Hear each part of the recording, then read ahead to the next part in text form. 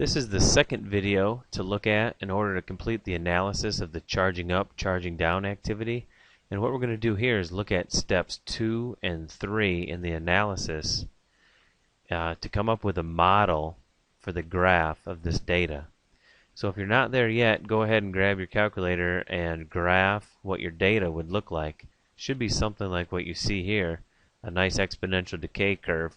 And what we're going to do is we're going to type in an equation that fits this data.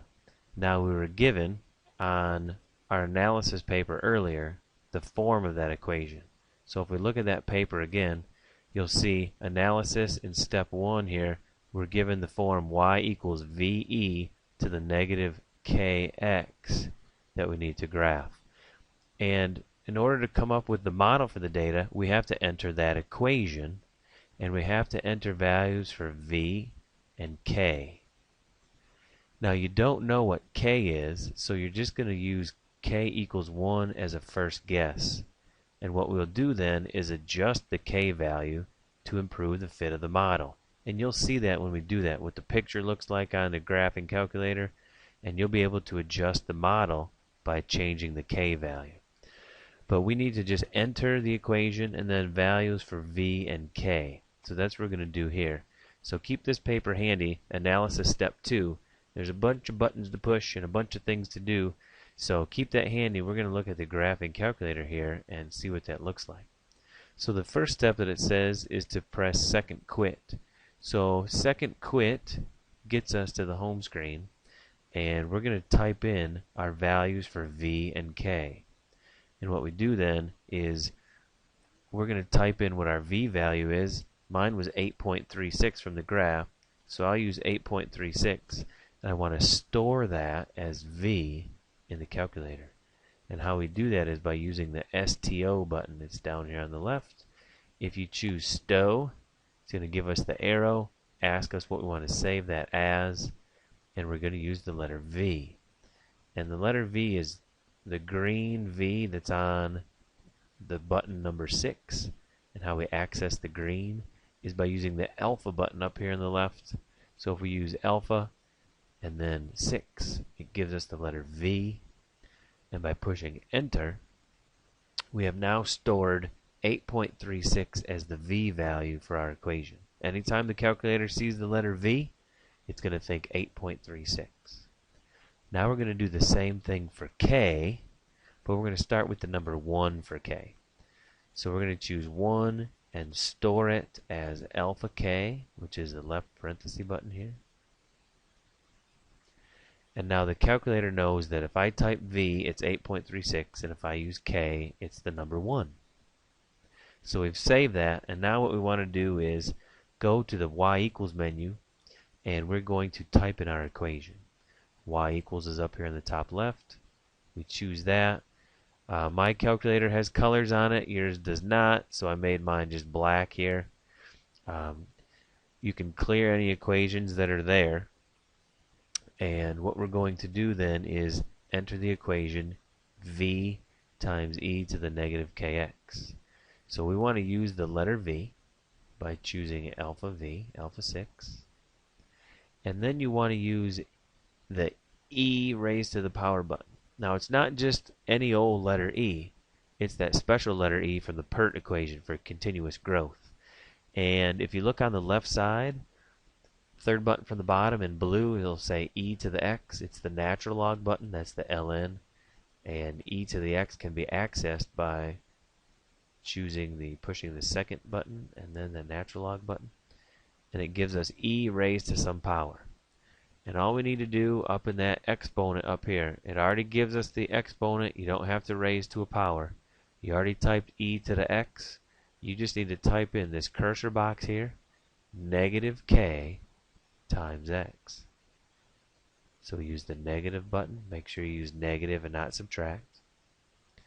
K is alpha and then left parenthesis. And for x, they make it simple on the calculator. One button push. Right next to alpha is xt, theta, n. Those are your variables. Because we're graphing in the coordinate plane, by pushing that button, that'll give us the letter x. It saves us from pushing alpha and then, I don't know, the stow button again. So it's one button instead of two to push. And that's what your equation will look like. V times e to the negative kx, and you have values for v and k in the calculator already. You push the left button until the icon to the left of the Y1 is highlighted. And if you push enter one time, it should give you a thicker line, and that's what you want. I already have mine thicker to begin with here on mine. But remember, my calculator is slightly different. So if you push enter one time, you should see a thicker diagonal line. No triangles, no dotted lines. You want to push enter one time to get a thick line. If you push it more than once, just keep cycling through with enter until you get that thick diagonal line. Once you get that, you can graph. It'll show you your data, and then it'll show you your model superimposed. It'll look like this. And you'll see that your data has a nice smooth curve here, and the model you typed in is a pretty steep curve. So your curve is not fitting the data very well. So if you look at step 3 in your analysis, you'll see that to obtain a good fit, you need to adjust the value of k. So we're going to enter a new value of k and display the graph again. And we're going to repeat that until the model, the thick line, fits the data well. And then once we do that, we're going to write our k in our data table. So look at your gcalc, and what we want to do is type a new value for k. You tried 1, try something else. A lot of people want to try 2 and store it as k. Whatever the case may be, I'll give you a little hint. If we do that and push enter and then graph again, you'll see that the graph is even worse. It doesn't really fit our data, wherever that data may be. Oh, there you go. There's my data.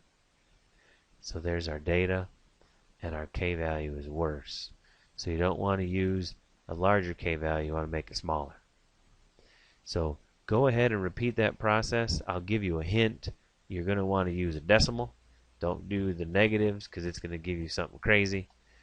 Maybe 0.5 and store it as k and see how that works. You graph that again, you'll see that your curve is a little less steep. It's not as bad, and it's getting closer to your data. So you're going to want to play with the k value. 1 was okay, 0.5 is better. Keep working on that until you get a nice value that works for k that's going to be right on top of this curve. And once you get that k value, once you keep entering a new k value, I don't know, 0.2 maybe, you keep working on this to find a good k value that fits. And once you figure out one that works well, you're going to record that in your data table. You see here I tried 0.2. It's better, but it's not there yet. So keep trying new k values. Once you get one that fits right on top of your data, you're going to record that k value in the data table.